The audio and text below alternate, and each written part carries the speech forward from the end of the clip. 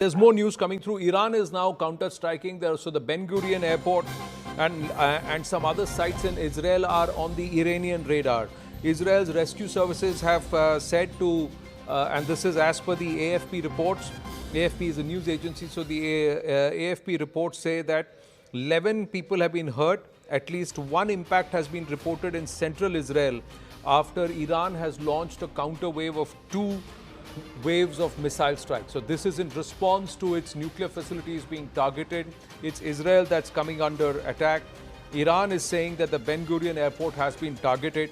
We'll see whether the Israelis confirm damage to the Ben Gurion airport. So this counter, so Iran is also saying that you may claim to have disabled our missile launching capabilities, but have you underestimated us? Is that what the Iranians are saying, General Pandey? Firstly, and they're also saying that we can breach the Israeli air defense systems at will. Sorry, Ji. Yeah. So, and what's happened is that Israeli air defense systems have also been degraded to quite an extent. This perception, at least in India, which we have built up, that an air defense system is a wall and nothing will. Indians believe into zero casualty to us and that film stuff and all, and everybody of the enemy will die. It doesn't happen in the real world. Air defense of Israelis have been breached on the second day itself. They were overwhelmed.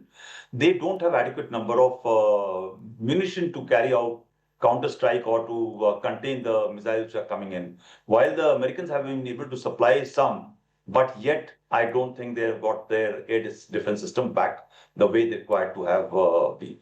But these strikes will continue. Iranians need to show, punish. And what is the center of gravity? I discussed with you last time also. For the Iranians, the center of gravity in Israel is the people of Israel, the Jews. If they hit Israelis, the people of Israel, they are going to get after Netanyahu, right? Whereas the compulsion for Netanyahu is that in Iran, with the capacity they have to continue to hit on the military targets. So there is a total different variance in terms of targeting norms. So Iran will target military targets and will also try and let a couple of drops take place onto the civilian targets as well. It is not unknown for them to do because this is what they have been doing through the proxies. The major challenge for them is that today who's with them, right? Iran. The triple H, okay, Hamas, Hezbollah are quite neutralized and quite out of the game, right? So in case they have to carry out a strike at behest of Iran, the possibilities are very, very minimal. The third third H is Houthis. What actually can they do besides launching certain degree of strikes? The distance of 1,500, 1,700 kilometers and today diminished capacity in terms of proxy warfare of Iran, which they have been perpetuating for quite some time in Israel, otherwise other places, has really degraded to a great extent. More so, not only kind of chaos which is happening in the region and what damages Israel and Americans have been able to do to these 3H, but also because the top leadership of IRGC and the intelligence agencies, which are running the show in last about 2 years, if you recall, number of top Iranian people who have been actually leadership, who've been controlling all these groups have been neutralized and killed. And therefore, which is the next second string which is going to take a decision and carry out this proxy operation remains to be seen. So the numbers are diminishing in terms of ballistic missiles, in terms of air defense capability. And this is where the role of Russia and China comes in.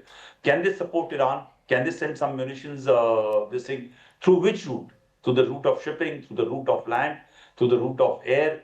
These are all questions I'm very sure the top hierarchy of US and Israelis and the Western media and the Five Eyes must be carrying out a check, and they will ensure that Iranians don't get those systems quickly, easily, as much as possible. It will be delayed. And the capacity of Iranians today with the kind of destruction which is happening on the infrastructure, unlike what Russia has been able to do, to continue to produce ballistic missiles is also quite diminished. So it's a matter of, I think, another a week's time where truly the long distance war stamina or capability of Iran is going to diminish very, very severely. And thereon is what we have to see what are they going to do. All right. Mr. D.P. Pandey, thank you for sharing.